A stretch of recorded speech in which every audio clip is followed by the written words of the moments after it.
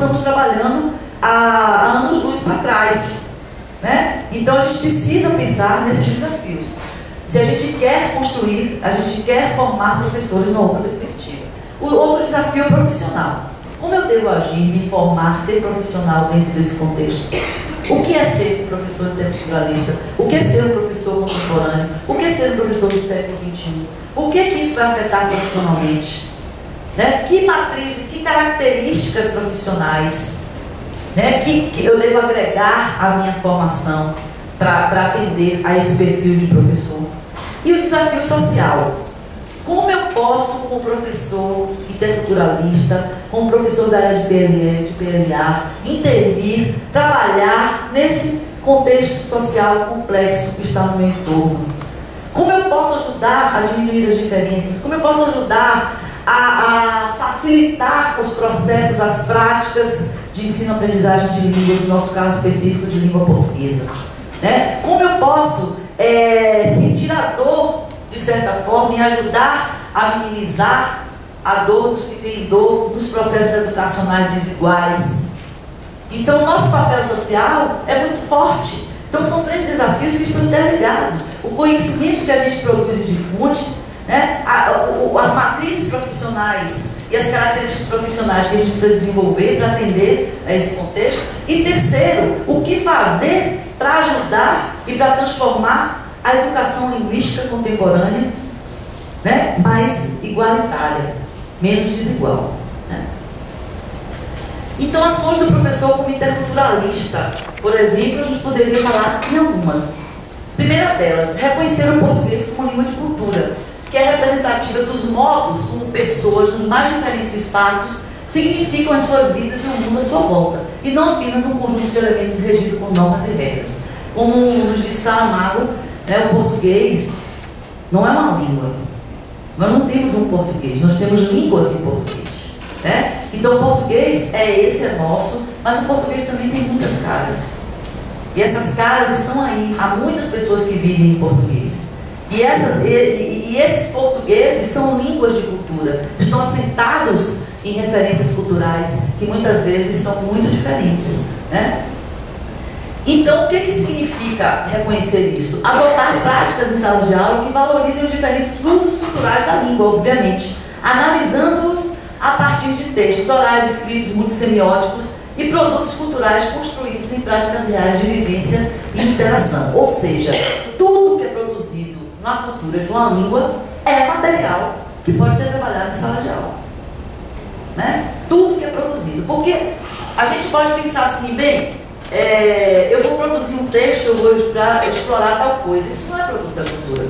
Isso é produto de uma perspectiva, de uma abordagem de ensino que considera que o aluno tem que ser protegido, o aprendiz tem que ser protegido, que eu vou escrever o texto com a quantidade de palavras exatas que ele tem que aprender. Não, língua é exposição, é perigo, é risco.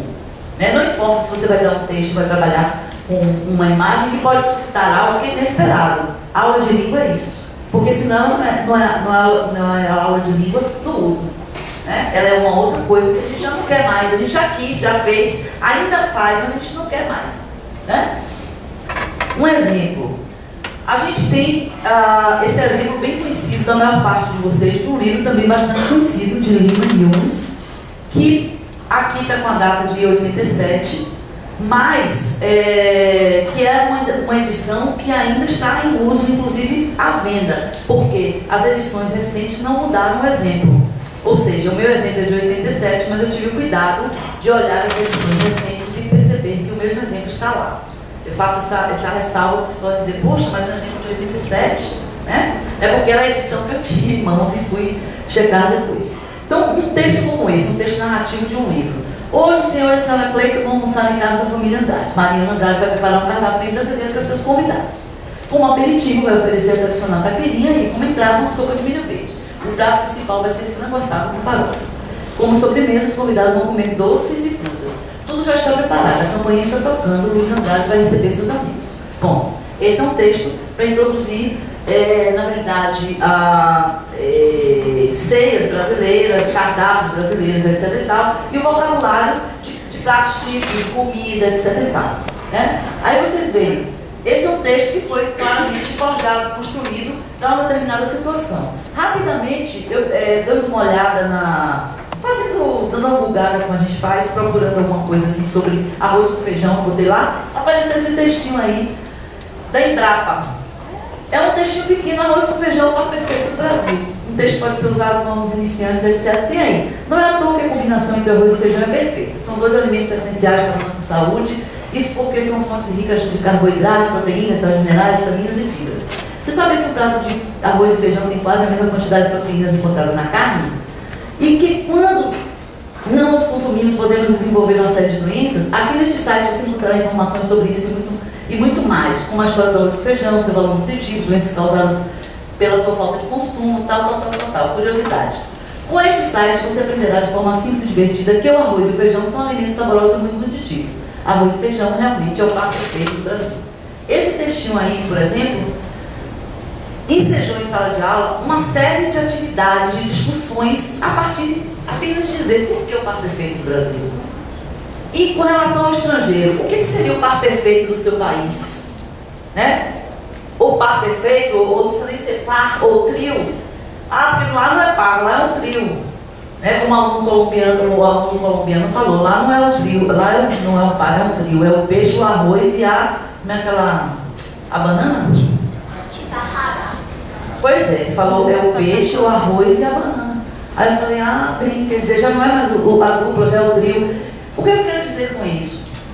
Vejam, percebam o tipo de experiência que o primeiro texto desencadearia e o tipo de experiência que esse desencadearia. Por quê? Esse texto não foi controlado, o texto está lá, um aluno iniciante, obviamente, muitas palavras ele não vai saber, mas ele vai procurar, ele vai perguntar. Isso vai possibilitar a ampliação de uma série de discussões. Tem expressões, tem a possibilidade de ele entrar no site da Embrapa, procurar outras informações a partir daí, enfim.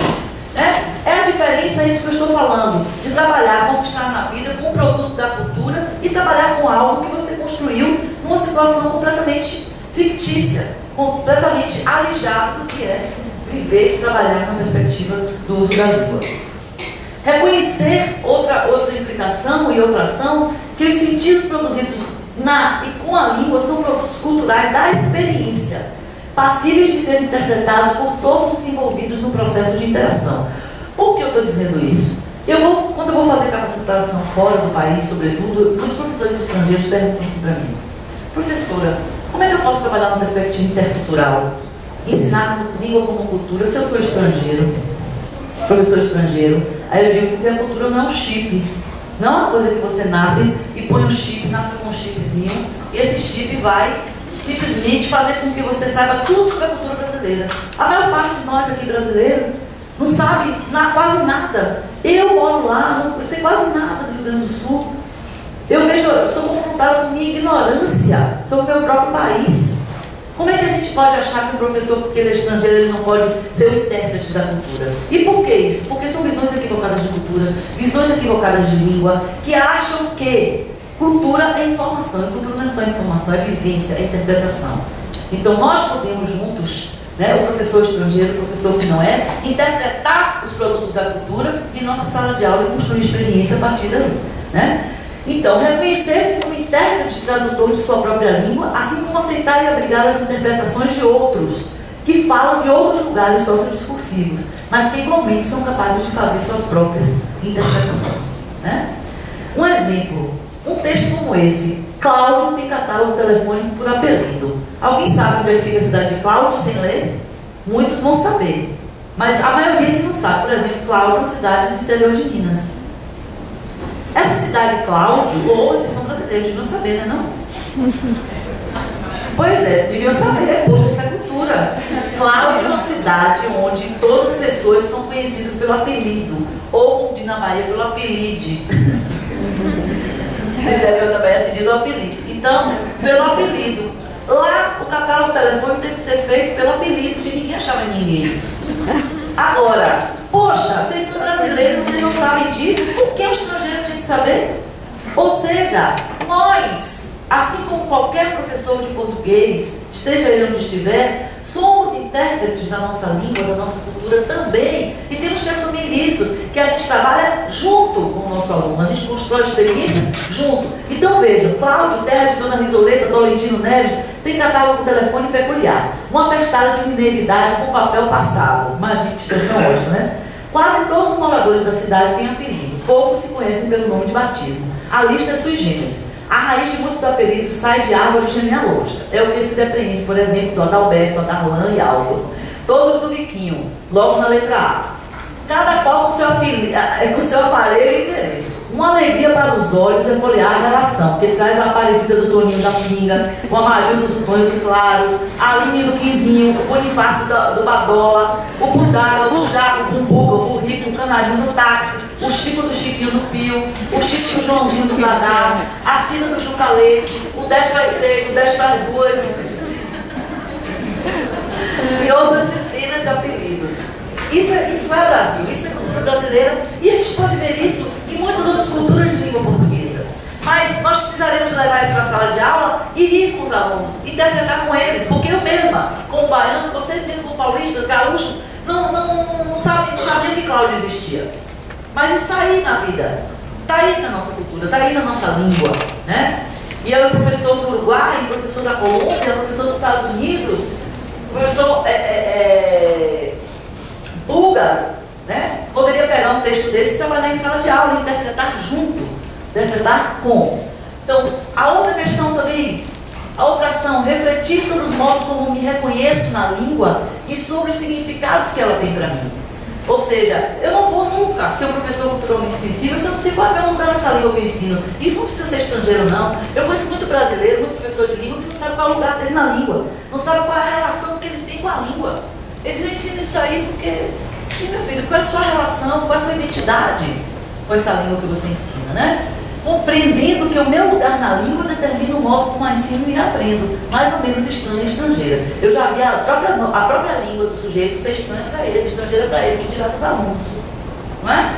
Então, o fato de ser estranho e estrangeiro não tem a ver com o lugar a partir do qual você fala de nascimento, né? Tem a ver com os modos de identificação, os modos de construção, né, da sua relação com essa língua. Que relações eu tenho com a língua que ensino? Como a compreendo?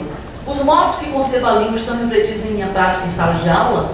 Exemplo: descompasso entre o que afirmamos, o que falamos sobre a língua e o que fazemos em sala de aula, que é o que eu tenho muito percebido nas práticas de formação, nos relatos, nas descrições de abordagem, nas descrições de aulas típicas, como a gente trabalha. Discurso culturalmente sensível, ou seja, não, eu sou culturalmente sensível, eu ouço, eu faço, aconteço, e práticas que desconhecem os sujeitos presentes em sala de aula, que invisibilizam os sujeitos. Discurso comunicacional versus ensino exclusivo da forma.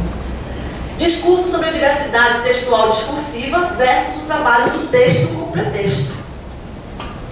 Discurso intercultural versus reforço aos estereótipos produzidos em sala de aula. Já vi muito professor dizer, não, minha sala de aula é intercultural. E você entra lá e você só vê estereótipos sendo reproduzido, sendo construído, sendo gerado, assim, com muita força.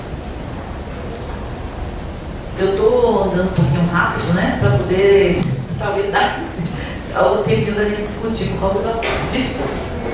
Depois, outra ação, reconhecer as lacunas e faltas da minha formação, estabelecendo metas de autoformação a curto e longo prazos, abrindo-me para o novo, o desconhecido e para os variados modos de produção do conhecimento. Não raro, muitos de nós acham que já chegou num ponto que precisa, não, já sei, já faço, já domino, já sei como trabalhar com texto, já sei como produzir material, já sei o que fazer em sala de aula. Na verdade, tudo muda muito rapidamente, as coisas mudam, os modos de pensar mudam, os nossos alunos mudam e a gente muda todo dia. A gente não se dá conta disso. Então, reconhecer as lacunas e faltas, aquilo que a gente não sabe, aquilo que a gente precisa rever, olhar para o que a gente faz em sala de aula é fundamental para que a gente faça sempre um trabalho. Se não for um trabalho melhor, pelo menos vai ser um trabalho refletido, situado, um trabalho que tem um compromisso. Ou seja, o professor interculturalista é aquele que o tempo inteiro está olhando e pensando, como vocês vão ver.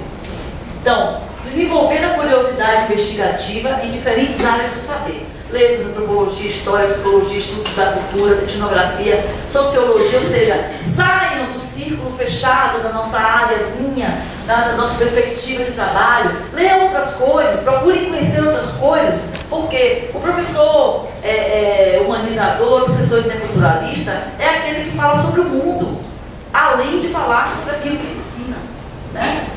Depois, abrir-se para as diferentes possibilidades de olhar e perguntar, como nos diz Erickson, né? Dentro da sala de aula e para os variados modos de produção do conhecimento que aí tem lugar. Então, o tempo inteiro, olhar e perguntar. Olhar e perguntar.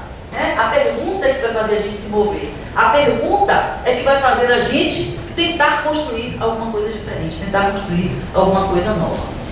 Então, vejam, a investigação, a reflexão e a renovação da prática. Isso aí também não é nenhuma novidade.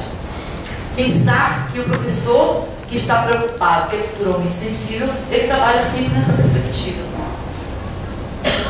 Depois, outra ação, abrir-me para o novo na língua e para as diferentes experiências em variados espaços de socialização, movendo-me constantemente e saindo das minhas zonas de conforto para buscar outras posições, criando ambientes nos quais identidades estão em fluxo e em processo de diálogo. Ou seja, o que significa abrir-se para o novo na língua?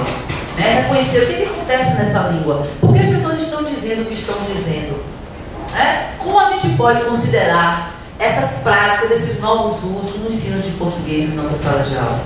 Né? Por que a gente tem que trabalhar naquela perspectiva, daquela gramática que diz isso, quando a gente está vendo que ninguém mais diz aquela coisa? As pessoas estão dizendo outras, que em muitos contextos têm uma função muito mais ativa. Então, por que a gente não refletir sobre isso? Então, a língua muda todos os dias. Estar atento para o novo na língua é pensar que essa língua é a nossa língua do dia a dia e que ela vai servir para experiências reais, para experiências de fato situadas de interação, de estar no mundo, né? Saber transitar e intervir em ambientes múltiplos e heterogêneos marcados pela diferença e por relações desiguais de poder.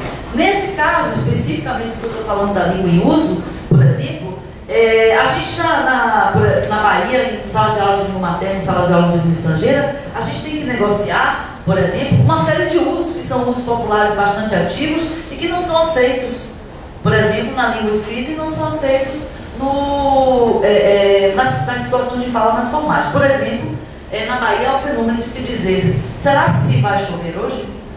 Será se vai chover hoje? E eu acho que está se disseminando em várias outras regiões do país. Ora, será se vai chover hoje? Em certos contextos de fala, vai soar como uma arranhada, mas na maior parte não. E os estrangeiros começam a falar: será se? E a gente tem que negociar essa estrutura, a gente tem que negociar, explicar quando isso acontece, como isso acontece, por que tem acontecido, né? Só para dar um exemplo para vocês. No caldeirão da sala de aula, reconhecer as diferenças de aptidão linguística e ou de aprendizagem, os choques culturais e embates ideológicos, as variadas culturas de aprender, né? Então, abertura para a língua significa tudo isso. Os reflexos das diversas formas de violência social e cultural, como vocês vão ver no exemplo. Em uma sala de aula de PNE, há pouco tempo atrás, havia embates constantes entre alunos evangélicos norte-americanos e alunos nigerianos que cultuavam os orixás. Eu vivi isto aí. Aí vocês podem dizer, quando... O mesmo caso, por exemplo, que estava acontecendo nas salas de aula das escolas públicas baianas. Os alunos evangélicos em confronto, em guerra com alunos das religiões afro-brasileiras. Nós tivemos casos, inclusive, de pai armado para a escola para querer dar tiro no pai do outro. Casos graves, gravíssimos. Mas por quê? Porque os professores não eram preparados para serem mediadores culturais.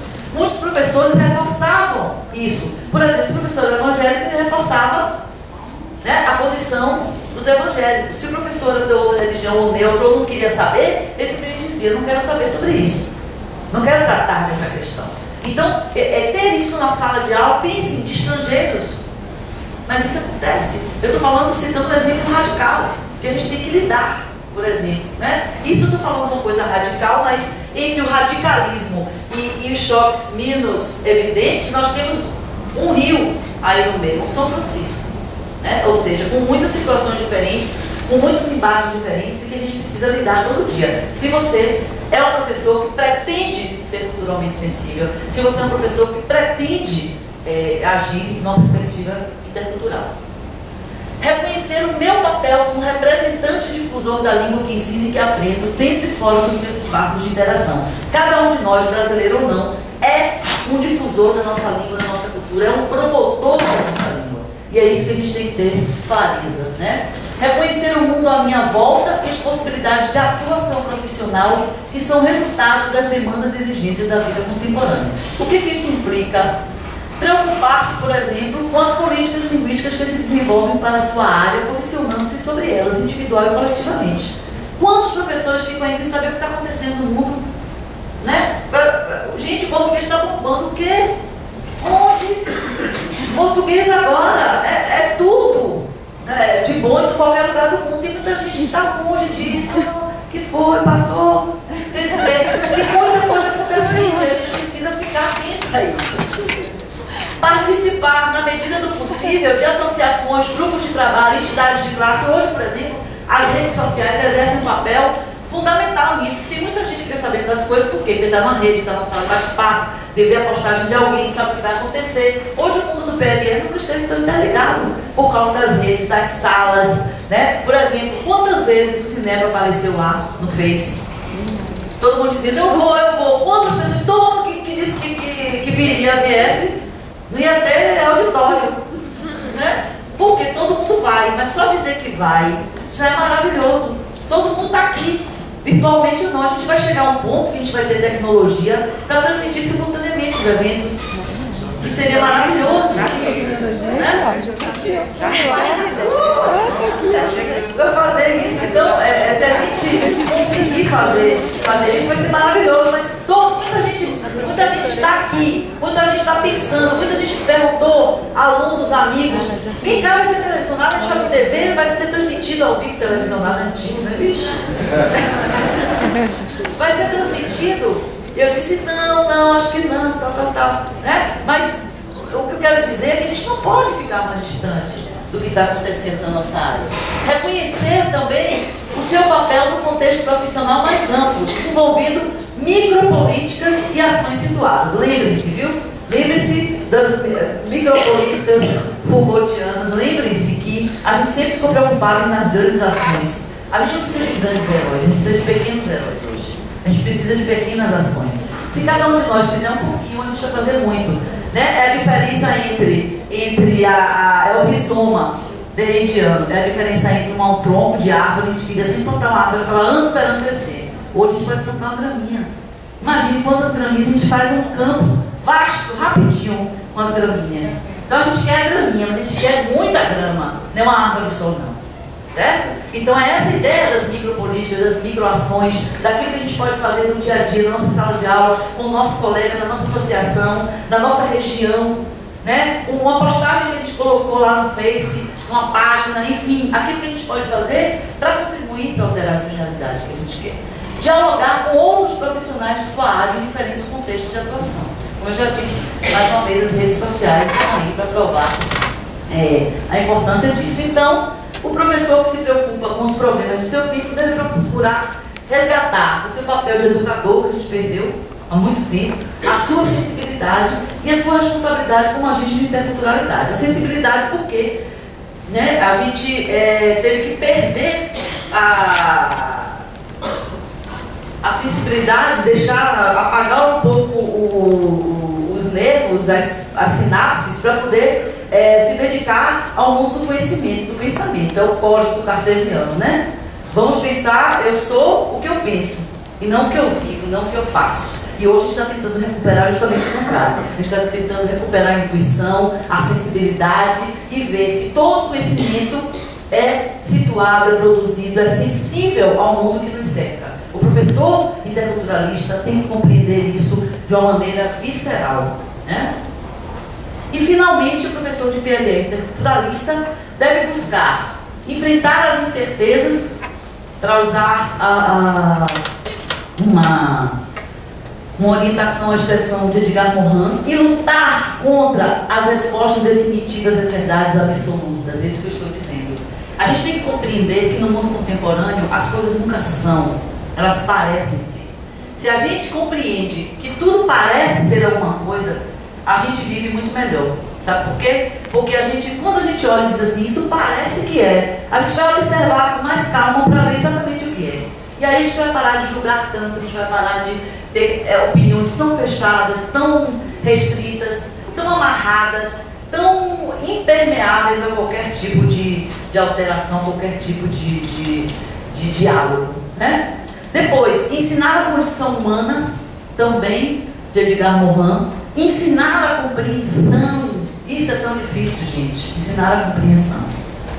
E ensinar a mediação cultural. Ensinar a compreender e ensinar a ser parceiro, a ser um agente de diálogo. Trabalhar contra a discriminação e todo tipo de violência social, étnica, linguística, etc., nos ambientes de sua atuação. Reconhecer a sua responsabilidade como articulador entre os espaços de aprendizagem e a comunidade, a família, a sociedade em geral. Assumir a condição de modificador da realidade que o cerca, cujas ações devem buscar sempre o bem coletivo. O professor interculturalista, ele é um sensível do seu tempo. Ele é um sensível da língua, ele pensa a cultura, a língua, ele pensa a vida dentro da sua sala de aula. Porque se assim não for, ele não pode estabelecer a mediação cultural. E algumas palavras finais para vocês. Um texto que eu acho muito bonito, que é de João de Barro. Ouçam comigo. O menino que carregava água na peneira. Tem um livro sobre águas e meninos. Gostei mais do menino que carregava água na peneira. A mãe disse que carregar água na peneira era o mesmo que roubar um vento. E saí correndo com ele para mostrar aos irmãos. A mãe disse que era o mesmo que catar espinhos na água. O mesmo que criar peixes no bolso. O menino era ligado em despropósitos. Quis montar os alicerces de uma casa sobre orvalhos. A mãe reparou que o menino gostava mais do vazio do que do cheio. Falava que os vazios são maiores e até infinitos. Com o tempo, aquele menino que era cismado e esquisito, porque gostava de carregar água na peneira, com o tempo descobriu que escrever seria o mesmo que carregar água na peneira. No escrever, o menino viu que era capaz de ser noviça, monge ou mendigo ao mesmo tempo. O menino aprendeu a usar as palavras, viu que podia fazer peraltagens com as palavras, e começou a fazer peraltagens. Foi capaz de interromper o voo de um pássaro botando ponto final na frase. Foi capaz de modificar a tarde botando uma chuva nela. O menino fazia prodígios. Até fez uma pedra da flor. A mãe reparava o menino com ternura. A mãe falou: meu filho, você vai ser poeta. Você vai carregar água na peneira a vida toda. Você vai encher os vazios com as suas peraltagens. E algumas pessoas vão te amar por seus despropósitos. Manuel de Barros.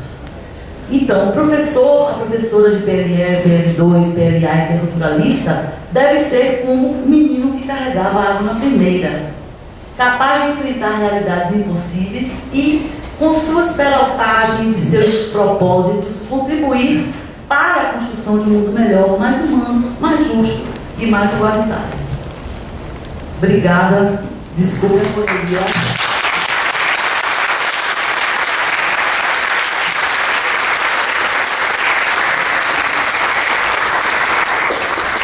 Pedir para a professora Matilde e para a Inês sentarem essa mesa e vamos às perguntas.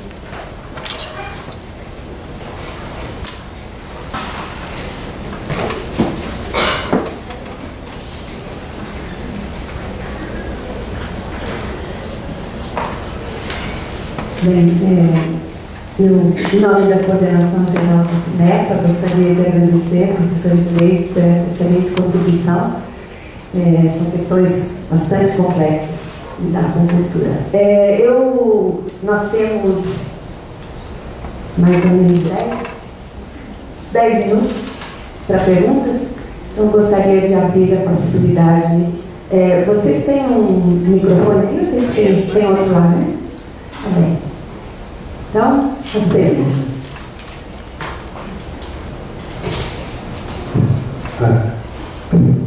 Na realidade, minha pergunta, eu sou Adélio Sobral, eu sou da CETEL, de certa maneira eu sou um estranho do Rio, né? Não me dedico especificamente ao tópico que trata o congresso, mas como aluno que trabalha com isso, vim pensar uma série de coisas. Estou muito feliz de ver essa palestra, porque essa palestra toca exatamente com a questão que me moveu aqui, né?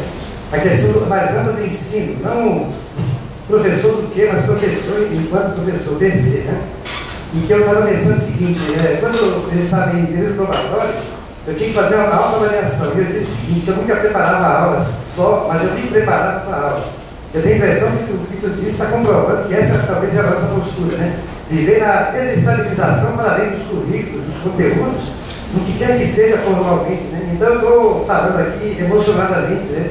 Feliz e ainda conheço o Manuel de Barros, né?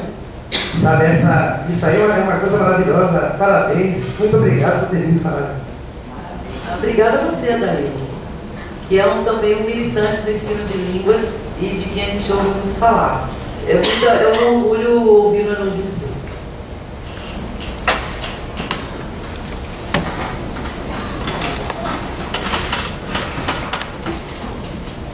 Oi, eu sou o Ricardo, da Governador Lagoa. Eu queria dizer para você que, claro, compartilho do que você falou, mas eu queria perguntar a você sobre um passo a mais, um passo além disso que você está falando, que é o seguinte: eu acho que, pelo menos pela minha experiência, quando a gente abre a mão da seleção, a gente faz tudo isso que você está falando de uma maneira ainda muito mais intensa. Então, quando você diz que você traz uma atividade, você traz um texto, claro, você está dando um exemplo, mas pela minha experiência, quando você abre mão desse poder de trazer o texto, de trazer a experiência, você fala para os alunos: tragam amanhã alguma coisa sobre arroz e feijão, cada um pode trazer o que quiser, música, imagem, texto, o que quiser.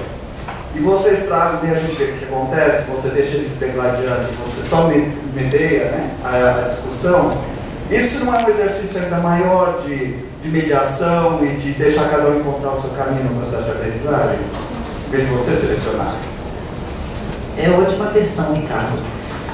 Obviamente que sim, mas quando a gente sabe que como professores na sala de aula, a gente tem atividades que são mais controladas, menos controladas, né? Ou seja, claro que você pegar um texto sobre arroz e feijão que você encontrou na internet e levar para a sala de aula é muito menos controlado do que você escrever um texto sobre arroz com feijão.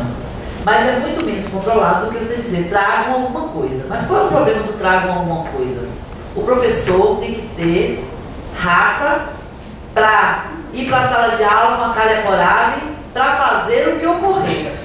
A maior parte dos professores não tem segurança para isso. É a diferença. Então, quando trabalho em formação de professores, eu digo: nosso caminho é trabalhar para chegar a um nível de autonomia e de confiança em si mesmo, para você chegar e dizer: eu vou ouvir o meu aluno e vou estar aberto para o que ocorrer. Porque aceitar que eles levem é dizer: eu não sei o que vem de lá, mas eu vou estar pronta para interpretar junto com eles, para trabalhar aqueles textos, aquelas experiências junto com eles, entendeu? Então, claro, as duas experiências são muito importantes, mas depende de quem é o professor, de como ele vai conduzir isso, porque eu já vi também muitas experiências desse jeito, né, fracassarem, porque na hora o professor não sabe o que fazer com aquilo. Então, mais vale ele pegar um texto na internet e trabalhar, criar questões, etc., e fazer uma boa aula, do que ele não ter segurança para fazer um trabalho como o que você faz, entendeu? É nessa perspectiva, mas obviamente que quanto mais aberto, mais flexível, melhor, né? Mas ainda assim a gente vive engolindo sapo, comendo mosca, porque nós somos humanos, e ser interculturalista, inclusive, é reconhecer que a gente pisa na bola todo dia. Que a gente pisa na bola todo dia, mas isso é ser gente. Senão, a gente seria robô. Então, o que adianta ser interculturalista?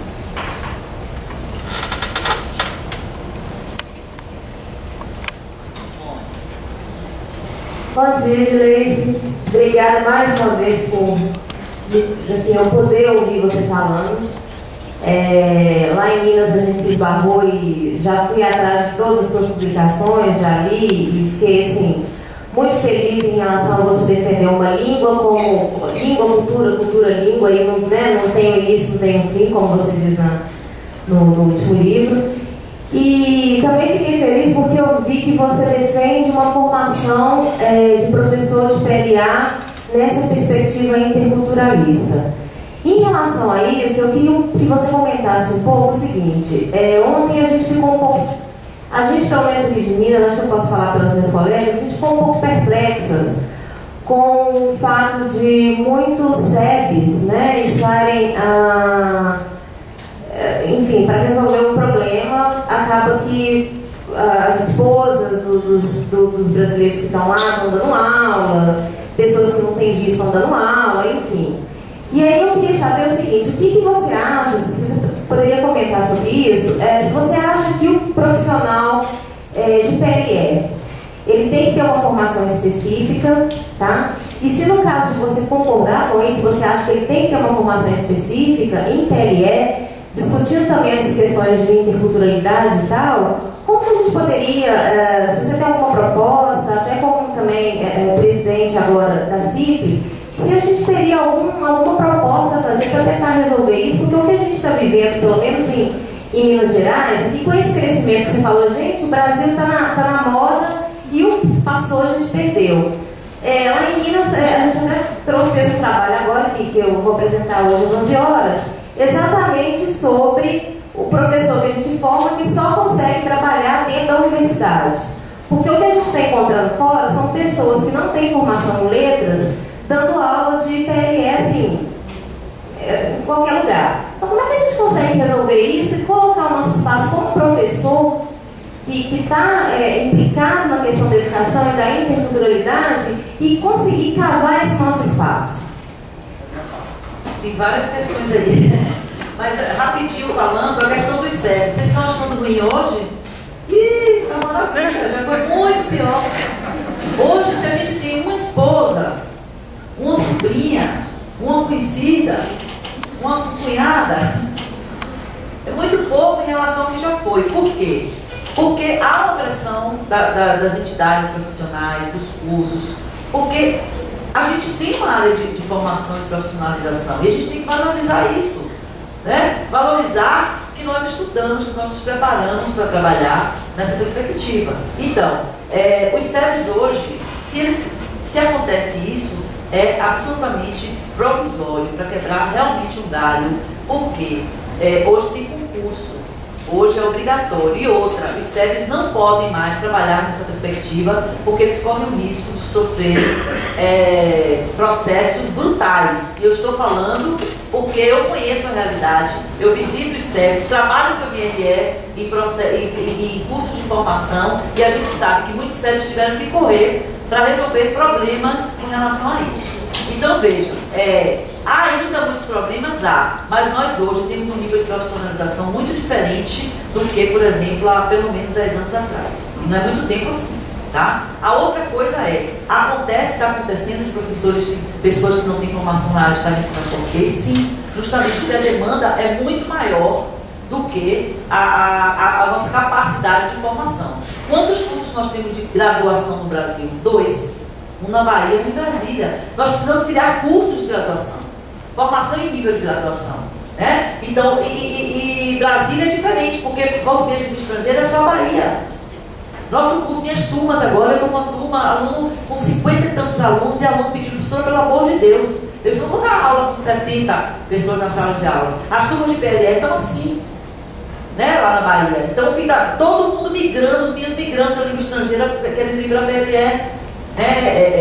Então, o que a gente precisa é reconhecer que nós temos uma área de profissionalização, valorizar essa área e contribuir para que aqueles, porque, por exemplo, a gente tem realidades também que a gente tem que reconhecer. Pessoas que trabalham 10, 20 anos na área, que nunca tiveram formação, mas que desenvolveram, né, um know-how de trabalho a partir de uma dificuldade muito grande de estudar, de produzir material, de fazer. Essas pessoas não podem ser jogadas fora, desconsideradas, certo? Então a gente tem que ver os casos, tem que ver situações, a gente tem que ver que tem gente que trabalhou duro para construir a área sem ter necessariamente formação, a gente tem gente que vem de outras horas e está migrando, a gente tem que dar condições, criar cursos, capacitação para essas pessoas, mas sempre com a clareza de que somos uma área profissional, que a gente tem que assegurar isso, e as associações, e a CIP especialmente, tem um papel fundamental nisso, né, de congregar esses professores e de valorizar a nossa formação. E para usar uma palavra bem nordestina, a nossa relação, que não é só a formação, é tudo que a gente faz depois da nossa formação para construir e sedimentar a área de Pereba, o que ela é hoje. Cada um de nós aqui com sua pequena ação, cada um de nós aqui com seu pequeno trabalho, né? Temos mais duas perguntas e... Eu só queria falar uma coisa. Eu sei que nós, na Unicamp, estamos discutindo agora para a implementação em 2014, se passar a semana que vem na congregação, uma habilitação secundária em português e na língua estrangeira. Essa é uma complementação ao curso de letras. Eu estou muito feliz.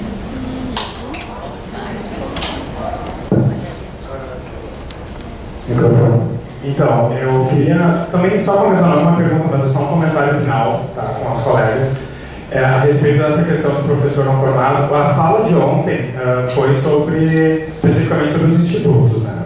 E eles não têm o mesmo tipo de regimento que os SEBs, certo? Que são muito mais dependentes, os SEBs são muito mais dependentes do Ministério de Relações Exteriores. Os institutos lidam com o problema que foi colocado ontem, na verdade, é lidar com essa autonomia, e é super complicado.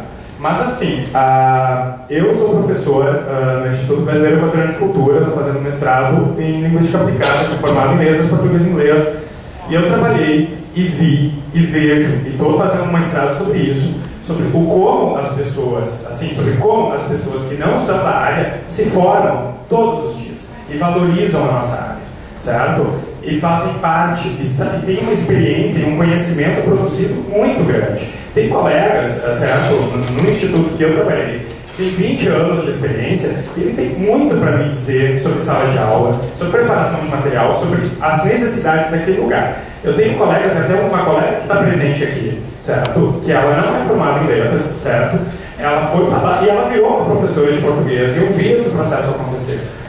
E todos que estivemos lá e éramos formados, somos formados, enfim, vimos isso acontecer. No inglês, isso também acontece, né? A Paola está aqui, que é coordenadora pedagógica de escola de inglês. Então, tem gente que não é formada e vai lá e dá uma aula super boa. Eu acho que isso é uma coisa que neste simpósio está emergindo assim, como um tema bem interessante da gente pensar essa questão da formação. Ou seja, esses processos locais de formação, né? Então, acho que é interessante te deixar isso como um tema, Mário, não sei se... Sobre isso, não, eu quero fazer uma pergunta, uma outra pergunta, que tem a ver com língua e cultura. Eu justamente entendi que tu está levantando, ou tu vai colocando a necessidade de uma definição melhor de cultura, para se entender essa relação, porque eu gostaria assim, de levantar uma questão, porque eu acho que essa relação língua e cultura, ela está muito presa, ainda não há uma visão que tu trouxeste aqui de cultura, mas há uma visão de estereótipos, e não só isso, eu acho que mais do que isso, há uma visão de que não se pode dar aula de língua sem cultura, pensando que cultura é uma inserção num determinado mundo em que se fala aquela língua, né? Ou seja, uma relação com uma transformação. Quer dizer, eu estou, na verdade, ensinando as pessoas a serem brasileirinhos, ou portuguesinhos, ou entende assim? Então assim, e eu acho que nesse sentido é um pouquinho falacioso e talvez até complicado falar que não existe aula de língua sem cultura, pensando que a relação que é feita é muito disso que é feita. Eu preciso conhecer como em todos os lugares, como lá em como é que é o nome da cidade? Cláudio, se faz, como não sei o que, como não sei o que. Eu sei que tu não está falando nesse sentido, mas é que eu acho que é muito forte essa relação. E eu acho que se a gente muda um pouquinho, talvez, por uma concepção assim de práticas culturais ou né, que uso da linguagem e uma perspectiva de gênero, por exemplo, a gente vai falar de práticas de participação. Porque, por exemplo, vou dar um outro exemplo, em letramento acadêmico, por exemplo, não me interessa absolutamente saber sobre Cláudio, sobre qualquer coisa. Eu quero entrar no mundo acadêmico. Então, eu vou aprender inglês, vou aprender espanhol, não para saber qualquer outra coisa, a não ser sobre o conhecimento que está ali em pauta. Entende? Eu sei que vamos dizer assim, a interpretação de uma série de coisas pode, ou a perspectiva que está ali colocada, está colocada a partir dos autores daquela perspectiva, mas não entra em jogo a identidade de ele ser de Portugal, do Brasil, sei lá o que, entra em voga, vamos dizer assim, entra em pauta a identidade que ele tem como acadêmico naquele conhecimento. Entende? Então, se a gente fala em práticas sociais, eu acho falacioso continuar dizendo que não existe aula de língua sem cultura. Eu vou começar pelo fim. Dizer que existe aula de língua sem cultura é trabalhar com uma visão de cultura, sim, completamente enrijecida. Por quê? Quando eu falo da língua como cultura e de que não existe aula de língua sem cultura, é considerando que simplesmente você ler um texto acadêmico, você trabalhar com a perspectiva daquele sujeito que vive naquela determinada situação social, que usa um vocabulário específico, que tem uma visão de mundo específica, é necessariamente trabalhar com cultura. Então, é a própria concepção de cultura que é diferente. Então, por exemplo, eu não costumo falar de definição, a gente não precisa de uma definição de cultura de língua, a gente precisa de uma compreensão de cultura diferente, uma compreensão de língua diferente. Então, só para contar um caso, há pouco tempo um empresário espanhol, grande empresário espanhol, foi para Salvador para presidir uma das muitas empresas, né, internacionais que estão lá. E ele disse assim: eu quero aula de língua só, não quero saber nada de cultura. Aí eu falei para ele: como assim? Ele disse: não, eu quero só língua, não me interessa cultura, não me interessa saber nada de cultura. Claro, a visão de cultura dele era a visão que o pessoal vai trazer textinhos sobre as festas da Bahia, sobre o Brasil, sobre o futebol, sobre o carnaval. Ele imaginou, claro, como a maior parte das pessoas pensam sobre o que é cultura, é isso, né? Língua como cultura é isso.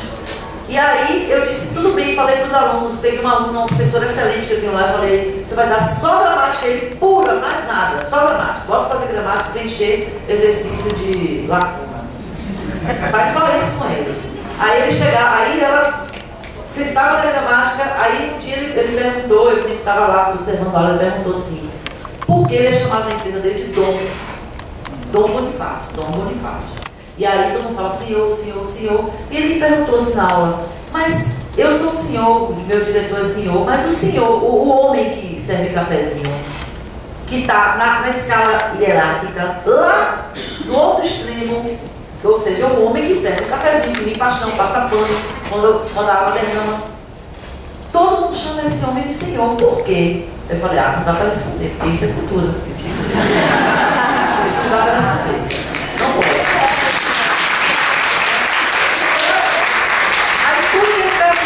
Isso eu dizia às meninas: não responde assim, não, isso aí não pode. O senhor disse que isso não está, isso está. Então vamos só para a gramática. No final ele começava a rir, não sei o quê. Hoje ele é um grande amigo. Tem uma visão que diz assim: como era ignorante, como era sobre as coisas. Ou seja, tudo tem a ver com como a gente pensa as coisas. Então eu levo para a sala de aula a perspectiva da língua como cultura. Qualquer texto, qualquer produto que você trabalhe, se você tocar no assunto de qualquer questão explicitamente cultural, é cultura em si. Então é nesse sentido que não dá para você dissociar uma coisa da outra. Por exemplo, toda a discussão sobre inglês língua internacional. Então é possível ensinar língua inglesa sem ensinar cultura. Mas a gente está falando de quê? A gente está falando de que ninguém vai ficar lembrando: aqui é o inglês da Austrália, aqui é o inglês de Estados Unidos, aqui na Inglaterra, aqui se come peixe, aqui se come... Não é isso. Agora, quando você ensina inglês, você ensina a partir de quê? Você ensina a partir de um texto, de uma imagem, de alguma coisa que você captou em algum lugar desse mundo. E em algum lugar desse mundo existem pessoas que falam, que pensam, que produzem, que selecionam um determinado vocabulário, que têm uma visão da vida que é diferente. A cultura está aí, no que nós produzimos. A cultura não está em informações complementares ou informações que a gente leva como se fosse um conteúdo. A cultura está no que a gente faz, no que a gente diz. Ou seja, quando eu escrevo alguma coisa, eu estou falando da minha cultura através do que eu digo. E é essa leitura e essa interpretação, essa compreensão que a gente partilha em sala de aula quando trabalha textos autênticos, a não ser que a gente construa textos. Entendeu, Marga? Então é a questão da visão que a gente tem das coisas. Eu queria que tu falasse mais sobre isso, porque senão parece que tu está falando de outra coisa.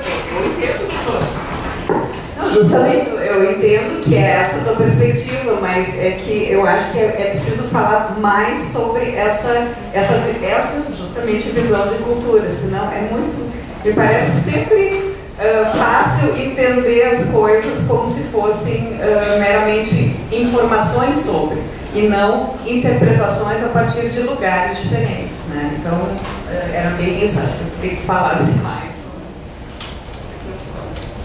Então, agradecemos as convidadas, a professora. Uma salva de palmas.